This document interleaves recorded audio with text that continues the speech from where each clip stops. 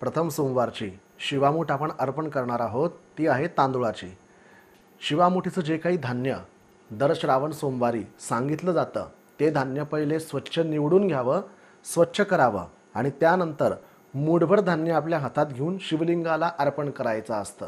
कारण ज्ञान असो, धन असो, अगर धान्य असो, ते वाटल्याने जास्त वाढत असतं आणि म्हणून परोपकाराची वृत्ती आणि संस्कृती ही जोपासली जाते या शिवामूठ व्रतातून। ही मूठ अर्पण केल्यानंतर अनेक प्रकारचे प्रश्न आपल्याला उद्भवू शकतात। सर्वात प्रथम शिवामूठ अर्पण कशी करावी।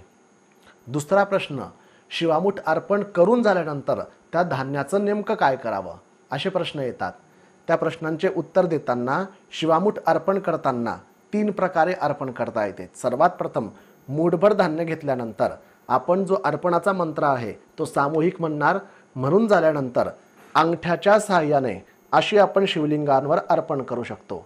या शिवामूठ अर्पणाच्या पुण्याने आपल्या पितरांना सद्गती भेटत असते, म्हणजेच महिलांच्या सासरचे आणि माहेरचे दोनही पितरांना उद्धारगती मिळते।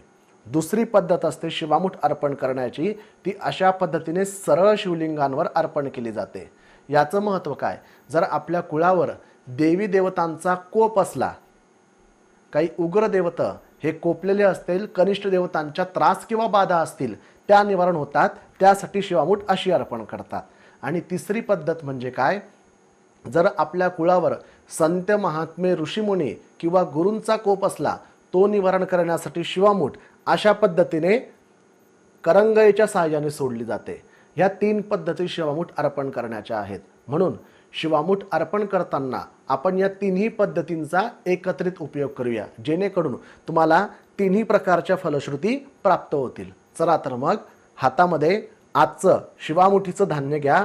हे व्रत महिलांनी करायचं असतं, परंतु प्रतिनिधी रूपामध्ये आपल्या सर्वांना योग्य पद्धत दाखवता यावी या उद्देशाने हे व्रत आणि ही शिवामुष्टी अर्पण कशी करावी हे आपल्याला प्रात्यक्षिक दाखवत आहे। सर्वात प्रथम मूठभर असं त्या सोमवारचं धान्य आपल्याला घ्यायचं आहे। घेऊन झाल्यानंतर आता माझ्या मागोमाग मंत्र महिलांनी म्हणायचं आहे। म्हणायचं, नमः शिवाय शांताय पंचवक्त्राय शूलिने शृंगी भृंगी महाकाल युक्ताय परमात्मने शिवा शिवा महादेवा माझी शिवामूठ ईश्वरा देवा सासू सासरा दिरा भावा ननंदा जावा भ्रतरा नावडतीची असेल तर आवडती कर रे देवा।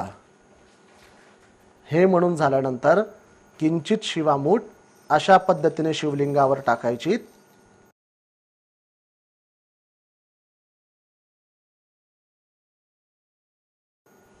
दुसरा वेळेस अशा पद्धतीने सोडायची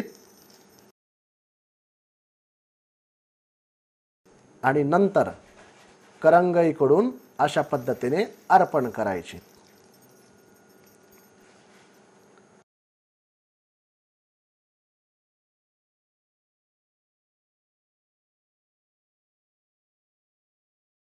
समजलं आपल्याला, एक मूठ धान्य आपण 3 प्रकारे अर्पण केलं, असं असं आणि असं, जेणेकरून पितरांनाही सद्गती, देवी देवतांच्या कोपांपासूनही मुक्ती आणि संततुल्य किंवा गुरुतुल्य व्यक्तीच्या कोपापासून किंवा अवमानापासून उत्पन्न दोषाची निवृत्ती, अशा 3ही पद्धतीने आपण शिवामूठ अर्पण केली आहे। आता या धान्याचं नेमकं करायचं काय। दुसऱ्या दिवशी आपण जेव्हा शिवलिंग स्वच्छ कराल त्यावेळेस हे धान्य काढून घ्यायचं। काढून गेल्यानंतर हे मूठभर धान्य आपल्याला परिसरात असलेल्या गरजूंना, गोरगरिबांना दान करायचं असतं। ते शक्य नसेल तर वातावरणामध्ये जे काही पशुपक्षी आणि जीव आहेत त्यांना ते धान्य आपण अर्पण करू शकतो आणि थोडं धान्य प्रासादिक आपल्या त्या धान्यामध्ये ठेवायचं, जेणेकरून तुमच्यातला धान्याची वृद्धी होते आणि परोपकार सुद्धा आपल्याकडनं व्यवस्थित साधला जातो। म्हणून अशा पद्धतीने ही शिवामूठ आपण शिवलिंगाला अर्पण केलेली आहे.